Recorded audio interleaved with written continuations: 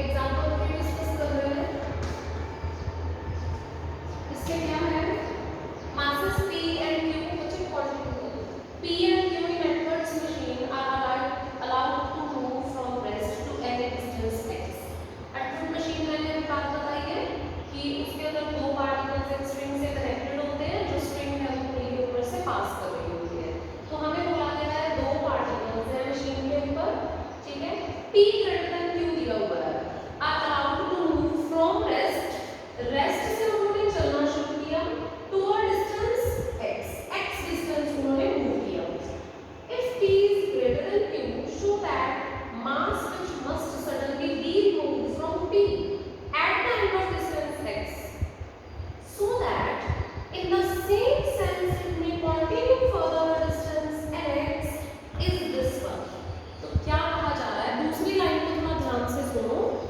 If p is greater than q, पहली बात तो ये, अगर p q से बड़ा है, हमें पता है p डाउनवर्ड जाएगा, q अपवर्ड जाएगा। p ने नीचे की तरफ x डिस्टेंस कवर किया है, q ने ऊपर की तरफ x डिस्टेंस कवर किया है। x डिस्टेंस तक मूव करने के बाद वो कहते हैं p में से suddenly some mass is removed. इसका मतलब p में से कुछ मास से m निकाल दिया गया, तो अब p जो है उसकी क्वांटिटी q से छोटी होगी। पहले p बड़ा था, p में से कुछ मास m निकाला गया, बताओ वो मास कितना है, which is suddenly be removed from p so that further some motion is continued in same sense with acceleration भी same है। इसके बारे में कुछ नहीं कहा। देखो सेकंड लाइन रिपीट कर रही हूँ मैं। If p is greater than q, p q से बड़ा है, तो ऐसा हो रहा है ऑलरेडी।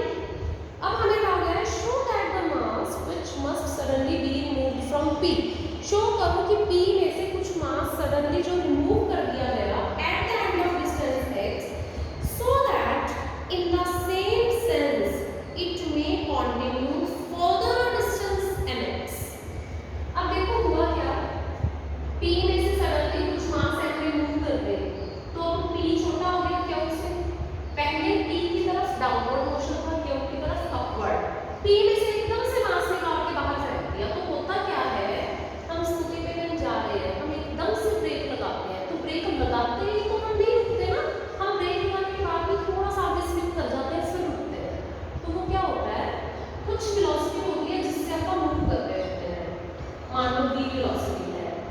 जब हमें रिटार्डेशन मिली तो पहले वो वेलोसिटी भी उसी डायरेक्शन में जीरो होगी, तब हम उल्टी डायरेक्शन में मूव करना शुरू करेंगे, है ना। ये कंसेप्ट मैंने आगे भी बताया होगा, फर्स्ट टॉपिक में भी है। तो हमें कहा गया है एक बार तो इन्होंने एक्स एक्स मोशन कवर किया, डिस्टेंस कवर किया, उसके बाद जब p कम करके p माइनस m रह गया, अभी भी उन्होंने सेम ही डायरेक्शन में थोड़ा सा डिस्टेंस और कवर किया है, दैट इज nx। तो उसके अकॉर्डिंग हमें निकालना है कि ये p कितना है, कितना मास रिमूव किया गया है p में से, सो दैट उसी सेम सेंस में nx मोशन अभी भी कंटिन्यू है। तो सबसे पहले हम ये बात करते हैं, हमें पता है system of two particles connected by a string है, तो सिस्टम में जो एक्सेलरेशन होती है वो क्या होगी, सबसे पहली चीज तो p बड़ा क्या होगा, तो ऑब्वियस है p minus q upon p plus q into, ये तो पता ही है डायरेक्टली होना ही होगा। और इनिशियल वेलोसिटी थी जीरो दोनों पार्टिकल्स की, जब उन्होंने मूव करना शुरू किया, डिस्टेंस कितना कवर किया x, तो x डिस्टेंस कवर कर लेते हैं, हम ये भी देख लेते हैं कि इनकी फाइनल वेलोसिटी कितनी हो गई होगी। तो v is equals to u plus ft, नहीं टाइम नहीं है आपके पास, तो v square is equals to u square plus 2fs। इसके अकॉर्डिंग वेलोसिटी जो है u तो जीरो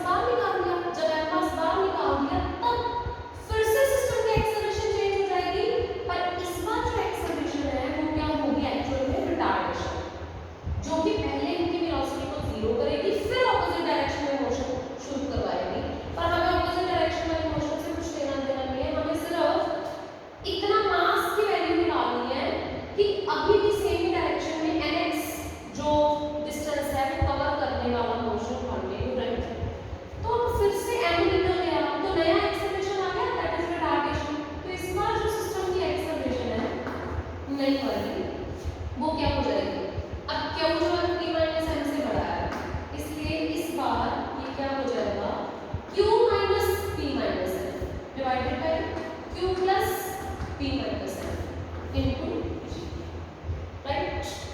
ये तो हमारा हो गया सिस्टम। उसके बाद जो हमें कहा गया है वो क्या कहा गया है, एक्स डिस्टेंस उसने कवर किया है, एक चीज हमें पता है। अब जो नया मोशन उसने कवर करना है वो कितना कवर करना है, nx, राइट। तो हम कर क्या सकते हैं, ये आपके पास जो v स्क्वायर है वो है 2fx, चलो हम वैल्यू बाद में डालेंगे। इधर भी हम nx पाथ के हिसाब से वेलोसिटी निकाल सकते हैं। देखो और तो कोई तरीका नहीं है ना कंपेयर करने का, हमने इधर की एक्सेलरेशन भी निकाल दी सिस्टम की, इधर की भी निकाल दी, फाइन। डिस्टेंस हमें पता है, इस बार x डिस्टेंस मूव हुआ है, इस एक्सेलरेशन के साथ कितना डिस्टेंस मूव करना है उसने, nx मूव करना है। इनिशियल वेलोसिटी सिस्टम की 0 थी, तो इस बार nx डिस्टेंस जो मूव किया है उसमें देख लो कि आपकी जो वेलोसिटी है वो क्या होगी। हाँ जी, पहले p नीचे की तरफ जा रहा था, q ऊपर की तरफ जा रहा था। इनिशियली सिस्टम की वेलोसिटी थी 0 थी, जब इन्होंने मूव करना शुरू किया तो कुछ वेलोसिटी v अटेन हो गई। ये तो हो गया x डिस्टेंस के लिए। अब इसके बाद कुछ फर्दर डिस्टेंस nx और कवर करना है। अब यहाँ पे इनिशियल वेलोसिटी तो v है जो इसने x डिस्टेंस मूव करके अटेन कर ली, पर अब इसको रिटार्डेशन मेयर करनी पड़ रही है, तो अब इसकी फाइनल वेलोसिटी क्या हो जाएगी, 0। तो इस केस के लिए क्या होगा, फिर से v square minus u square is equal to 2fx या fs। अब हमारी फाइनल वेलोसिटी हो जाएगी 0, u स्क्वायर मींस जो उसने अटेन कर रखी है v square, this is 2, f क्या आएगा, f1 आ जाएगा क्योंकि ये रिटार्डेशन है, और डिस्टेंस कितना कवर होगा, nx, राइट। तो अब हमारे पास इस तरह से रिलेशन क्रिएट हो जाएगा। और एक चीज और है, क्योंकि हमारी जो एक्सेलरेशन है वो रिटार्डेशन है, तो इसलिए हमें f1 को एक्चुअली नेगेटिव f1 काउंट करना पड़ेगा, तभी आपका ये नेगेटिव कंपनसेट होगा। v square minus u square is equal to 2fs, f जो है वो एक्सेलरेशन होता है, if it is retardation it will compensate the negative side. अब v स्क्वायर कितना है, ये बड़ा हमारे पास ऑलरेडी, दिस इज 2fx। इससे थोड़ा कैलकुलेट करना इजी हो जाएगा, वैल्यूज तो खुद करनी है एक्सेलरेशन की, पर अब बाद में कर दो तो थोड़ा और इजी हो जाएगा। इसने आपको क्या दे दिया, it is giving you f is equal to m+1। f की वैल्यू भी आपके पास पड़ी है, राइट, f1 की वैल्यू भी आपके पास पड़ी है, just substitute the values.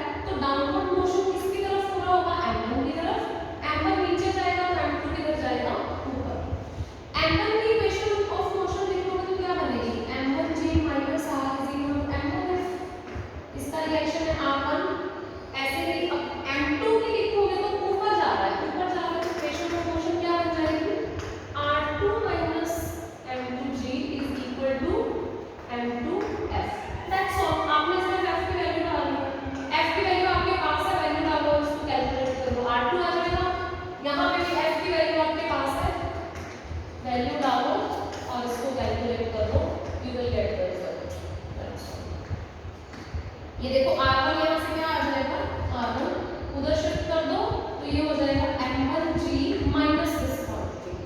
M1 अपना कॉमन निकाल लेना, G भी कॉमन निकाल लेना, 1 माइनस ये जो है बस इसको कैलकुलेट कर लेना। इसी तरह से यहाँ पे आपका R2 जो है वो M2G प्लस M2S हो जाएगा। जैसे आप F की वैल्यू डालोगे तो फिर से M2G कॉमन 1 प्लस समथिंग जो भी है उसको कैलकुलेट कर लेना। ठीक है, नेक्स्ट है जैसे फिफ्थ वन,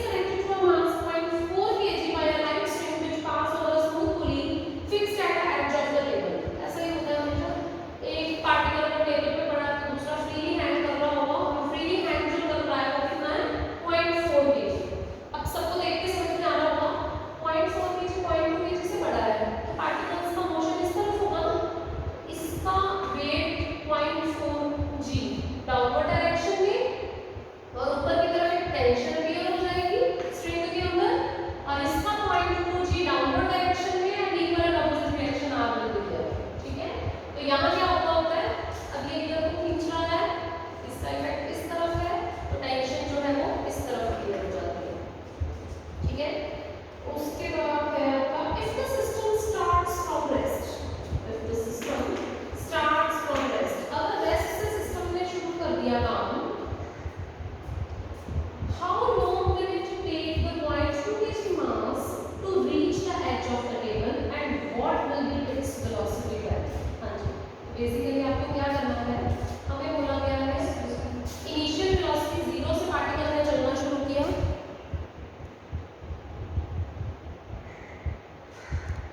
पोज का हाँ जी, तो इसमें क्या है,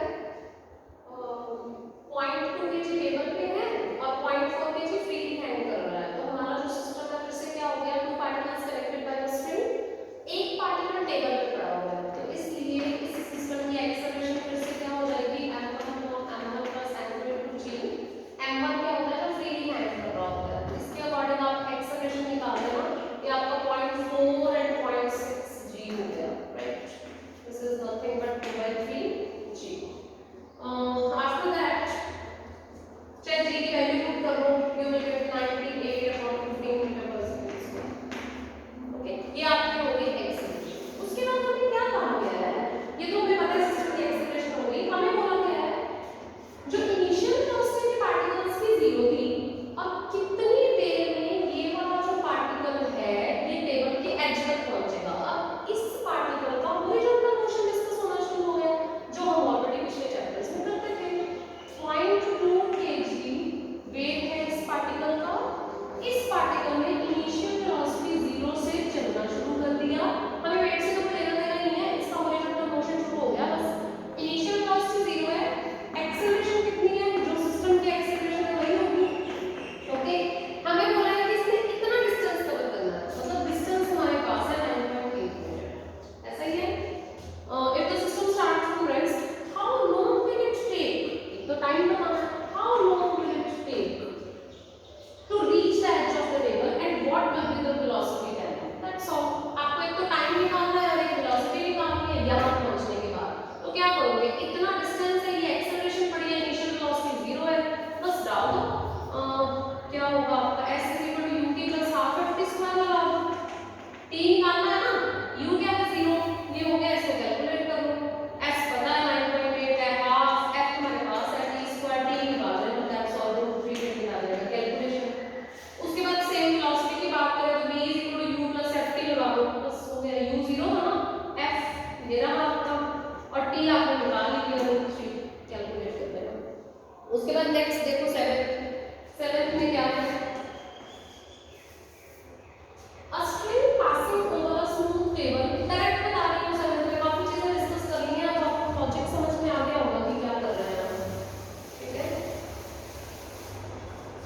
a string passing over a smooth table at right angle, string जो है किसी टेबल से पास कर रही है at right angle, ऑब्वियसली यही होगा, ऐसे पास कर रहे हैं, to two opposite edges attached to it at the ends two masses m1 and m2। अब इस स्ट्रिंग के एंड पे दो मास कनेक्ट किए हुए हैं m1 एंड m2, उन्होंने बोला स्ट्रिंग के एंड पे दो मासेस कनेक्ट किए हुए हैं m1 एंड m2 बड़ा है m1 से, तो ये मोशन होगा डाउनवर्ड, ऑब्वियसली ये upward, which hangs vertically, a particle of mass capital M is also attached to the portion of the string which is on the table। String का जो हिस्सा टेबल के ऊपर है उसमें एक और मास m कनेक्ट कर दिया गया है, show that the acceleration of the system when released is this one, find also the tension on the string of either side। पहली बात तो ये वेट डाउनवर्ड एक्ट कर रहा है, इसकी वजह से इधर और इधर टेंशन टी अपीयर हो जाएगी, इनका कंबाइंड वेट जो है उसकी वजह से ऑब्वियसली इधर डाउनवर्ड इफेक्ट पड़ रहा है और इधर इफेक्ट पड़ रहा है, तो इसकी वजह से इधर और इसकी वजह से इधर जो टेंशन टी अपीयर हो रही है, फिर स्ट्रिंग के इस पोर्शन में टेंशन टी1 अपीयर हो गई। अब स्ट्रिंग के इस हिस्से में इन दो मासेस का इफेक्ट चेंज हो गया, तो इसलिए स्ट्रिंग के इस हिस्से में ऑब्वियसली अलग टेंशन ये होगी, से tension T2 is there in the portion of the string। हमें क्या निकालना है, एक तो एक्सेलरेशन ऑफ द सिस्टम और दूसरा टेंशन ऑफ द सिस्टम, ठीक है। पहली बात तो m2 m1 से बड़ा ऑब्वियसली मोशन जो होगा वो m2 की तरफ होगा, इस तरह से हमें क्या करना है, सिंपल हमें इक्वेशन ऑफ मोशन लिखनी है, दैट्स ऑल। हमें एक्सेलरेशन और टेंशन निकालनी है। इधर सिस्टम मूव करेगा ना, इधर मूव करेगा तो m2g वेट इस तरफ आ गया, f भी निकालना है, t भी निकालना है, कुछ भी सीधा नहीं निकल सकता क्योंकि 2 particles connected by a string नहीं है ना, 3 particles connected by a string हो गया, तो डायरेक्ट तो निकल ही नहीं सकता। इसलिए हमें क्या देखना पड़ेगा, वही इक्वेशन ऑफ मोशन बनानी पड़ेगी। अगर तुम m2 की इक्वेशन ऑफ मोशन बनाते हो तो m2 नीचे की तरफ आ रहा है, इसके हिसाब से m2g minus t1 is equal to m2f, एक इक्वेशन बन गई।